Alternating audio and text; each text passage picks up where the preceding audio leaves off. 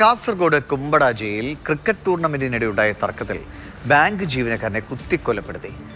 മാർപ്പനെടുക്ക സ്വദേശി സുരേഷാണ് മരിച്ചത്. കുമ്പടാജി സഹകരണ ബാങ്കിലെ നൈറ്റ് വാച്ച്മാനായ സുരേഷ് ജോലിക്കായി എത്തിയപ്പോഴായിരുന്നു ആക്രമണം. ഒളിവിൽ പോയ പ്രതികൾക്കായി പോലീസ് അന്വേഷണം ഊർജിതമാക്കിയിട്ടുണ്ട്. ഇന്നലെ രാത്രി 9:30 മാർപ്പനെടുക്ക ജംഗ്ഷനിൽ വെച്ച് അതിക്രൂരമായ കൊലപാതകം നടക്കുന്നത്. ഇന്നലെ രാവിലെ അവിടെ ഒരു ക്രിക്കറ്റ് ടൂർണമെന്റ് നടന്നിരുന്നു. അതിൻ്റെ ഏറ്റവും പ്രധാനപ്പെട്ട സംഘാടകരിൽ ഒരാളായിരുന്നു പ്രാദേശിക BJP നേതാവ് കൂടിയായ സുരേഷ്. അവിടെ ഒരു തർക്കം നിലനിന്നിരുന്നു. അതിൻ്റെ തുടർച്ച എന്നുള്ള രീതിയിൽ സുരേഷ് ടൂർണമെന്റ് കഴിഞ്ഞ് അവിടെ നിന്ന് മടങ്ങിപ്പോവുകയും പോലീസൊക്കെ ഇടപെട്ട് ആ പ്രശ്നം പരിഹരിക്കുകയും ഒക്കെ തന്നെ ചെയ്തിരുന്നു.